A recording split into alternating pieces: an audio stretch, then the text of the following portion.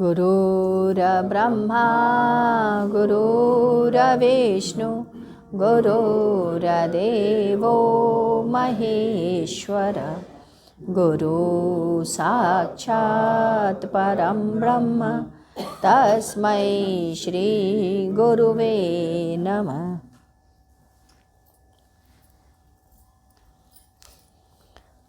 गुरुदेव ने करमैती बाई की कथा सुनाई। करमैती बाई अति सुंदर, लावण्य से युक्त, भगवत प्रेम के उन्माद में डूबी रहती। वह समय अकबर के शासन काल का था।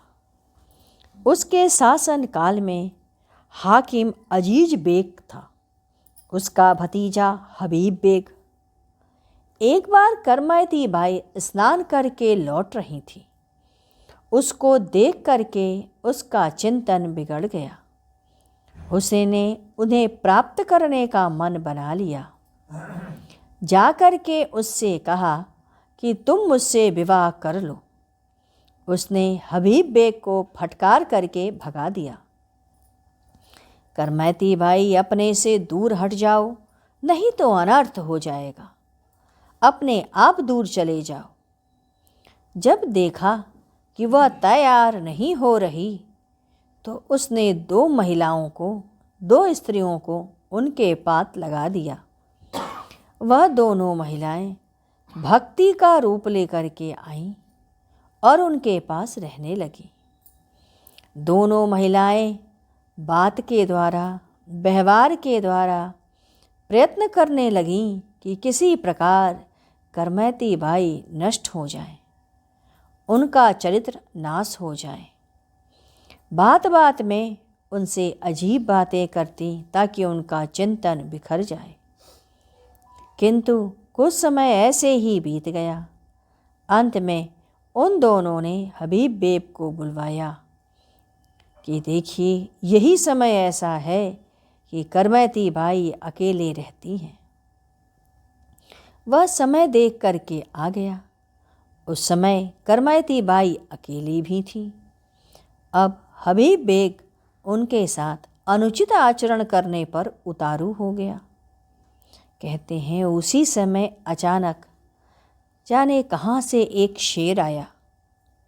उसके डर से हबीब बेग को मलमूत्र निकल आया और वह मूर्छित होकर गिर गया। लोग आए और आ करके उसको उठा करके ले करके गए। दूसरे दिन वह पुनः आया और करमैती बाई के चरणों में गिर पड़ा। बोला, माँ मुझे क्षमा कर दो, मुझसे बहुत बड़ा अनर्थ हो गया, मुझसे गलती हो गई। उसने बहुत कोशिश की कि मुझसे वह धन ले लें, लेकिन वह धन नहीं ली। उसने धन देना चाहा, उन्हें कहा मैं धन लेकर क्या करूँगी, किंतु वह बार बार कहने लगा कि मुझसे कुछ ले लो। उसने कहा, अच्छा अगर मुझे माँ कहते हो तो यह सब धन तुम बांट दो। यह धन तुम उन लोगों में बांट दो जिन्हें ज़रूरत है। और जीवन पर्यंत वह भगवत परायण ही रही। यह थी करमैती बाई। इसके बाद 9 जुलाई सन 1994। आज शनिवार का दिन था। सुबह गुरु वंदना की, आरती की, फिर गुरुदेव के साथ मैं चला गया। वापस आया, उस समय उन्होंने बात करनी शुरू की। उसी बात में बताया कि यदि कोई महापुरुष है और यदि उसे इस बात की जानकारी हो जाए कि विवाह के पश्चात इस स्त्री को बहुत कष्ट है, या उसका पति मर जाएगा, या जिस किसी से भी इसका विवाह होगा वह बहुत ही क्रूर होगा, उसके परिवार में पति के द्वारा या लोगों के द्वारा उसे कष्ट मिलेगी या यातना दी जाएगी, तो वो महापुरुष उस स्त्री को बहुत समझाएगा कि तुम विवाह ना करो, यूं ही अपनी ज़िंदगी को काट दो। ज़िंदगी ऐसे भी कट जाएगी, किंतु वह चाहेगा कि वह विवाह करके उतनी यातनाओं से बच जाए। जहाँ भी उसकी शादी तय होगी, किसी न किसी विधि से वह रुक देगा। जीवन भर वह उसे यूं ही जिंदगी बिता दे, उनके विवाह के पश्चात होने वाले कष्ट को वह सहते हुए यदि जाएगी तो उसकी कसक उसको अगले जन्म में पुनः दी जाएगी।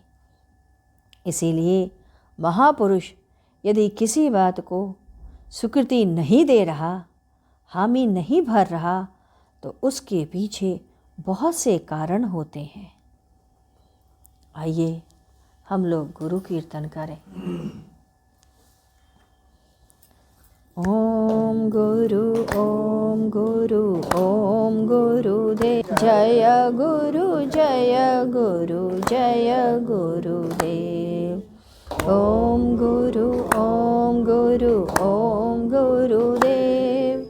जय गुरु जय गुरु जय गुरुदेव।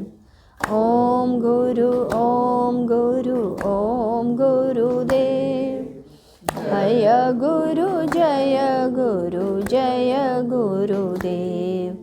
ओम गुरु ओम गुरु ओम गुरुदेव। जय गुरु जय गुरु जय गुरुदेव। ओम गुरु ओम गुरुदेव। जय गुरु जय गुरु जय गुरुदेव। ओम गुरु ओम गुरुदेव। जय गुरु जय गुरु जय गुरुदेव। बोलिए सद्गुरुदेव आज की जय। सद्गुरु तुम्हें शत शत नमन। सद्गुरु तुम्हें शत शत नमन। सद्गुरु तुम्हें शत शत नमन।